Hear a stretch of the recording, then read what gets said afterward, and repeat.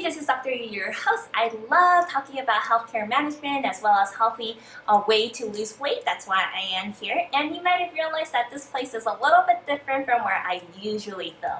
And that's because I'm at my parents' house in LA, and I love being back in LA. This is where my heart will forever be at. Okay, without further ado, let's talk about today's topic. Today's topic is about ketogenic diet.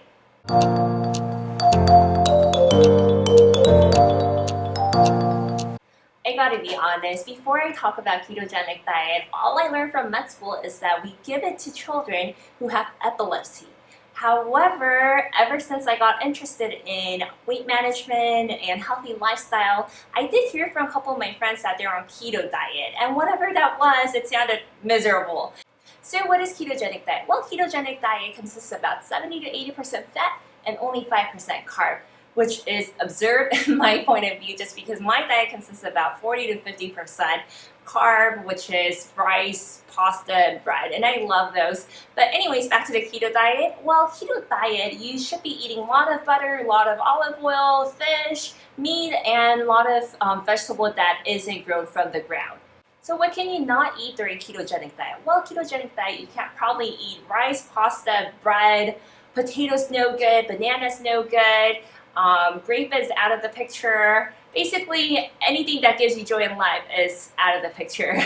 So let's talk about the advantages of ketogenic diet. Well, number one, ketogenic diet could help you lose weight. And there's two schools of thoughts about how it could actually help you lose weight. One being the fact that it has metabolic advantage. So one school of thought is you are in a process of creating glucose because you're not consuming a lot of carbohydrate. So in order to make glucose, called gluconeogenesis, you are using up energy to do this. The other school of thought is that you're not consuming as much carb, and you're actually replacing it with a lot of fat and protein, so you feel a little bit full, so you automatically end up not eating a lot of food. That is the other school of thought, stating that you just naturally are eating less calories.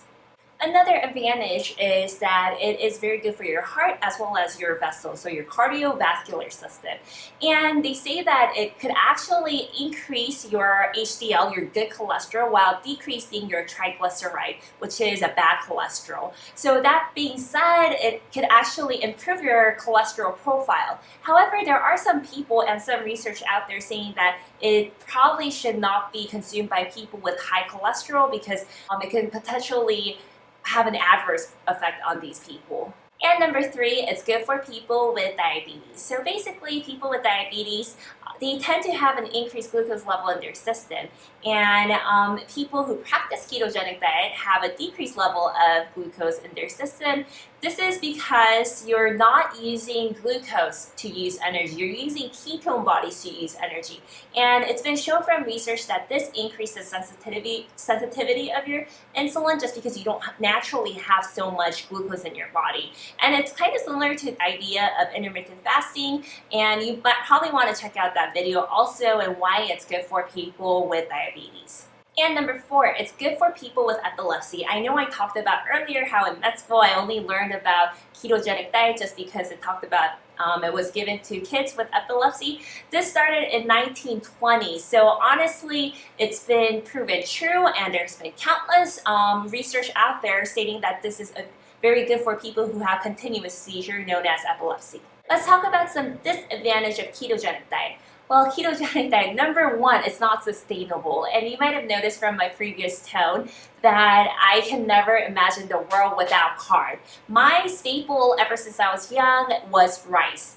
And I've always had rice at my table, and that's kind of replaceable with bread or pasta, but the world without carb is just drives me crazy. I cannot imagine. Also, another thing is I love mango, I love banana, I love blueberries. You can eat a little bit of blueberry during your ketogenic diet, but they recommend not a lot. But I just love blueberries. I can't imagine the world without fruit snacks in my life. Number two, it could actually be kind of harmful for people with kidney problem. So it's been shown from some case study and case report that people with kidney disease are put on this diet could harm your kidney. The idea behind this is because you're you're consuming a lot of protein, and protein has a lot of nitrogen products. So with a lot of nitrogen products, it has a faster filtration rate in your kidney, and that could actually be really bad for your kidney, causing some damages. Number 3, there's only been a short-term study. So when I say short-term, that's about 2-year study. There hasn't been lifelong study.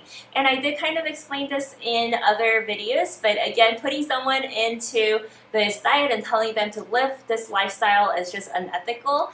And that's probably why. Another reason why I can think of is it's probably not really sustainable to live more than 2 years without carbs. And number 4, okay, this is a really fun fact, but you could potentially have a false positive alcohol breath test. Do you know why this happens? It's because people who practice ketone diet eats fat, and fat is broken down to fatty acid, and fatty acid is broken down to acetone. So people who practice this diet tend to have a lot of acetone in your blood. And did you know that the acetone can be broken down to isopropanol, which is kind of like a byproduct of your alcohol in your liver? So you could potentially have a false positive breath test. At the end of the day, would I really recommend this to my family member? I don't see that, just because my family is strong on carb and we love fruits. So we definitely cannot imagine the world without rice, world without carb, world without bread, and world without blueberries. So I really wouldn't recommend it to my family, but if you are comfortable not eating these, then I don't see the reason why you shouldn't be on this diet if you want to. At the end of the day, I don't find this diet superior nor inferior to Atkins diet or caloric count diet. And if you want me to talk about Atkins diet and caloric count diet, I would love to in the future. Thank you so much for joining me today. I had so much fun researching these ideas and putting this together. So hopefully this was somewhat helpful and useful for you. And I can't believe that the sun already set, so thanks for being with me while the sun was setting. I really appreciate that. Next week's topic is about pregnancy and weight gain, and how much you should be gaining weight or how much you shouldn't be gaining weight. So I hope you will enjoy next week's topic, so don't forget to hit subscribe, and I really hope you enjoyed today's topic.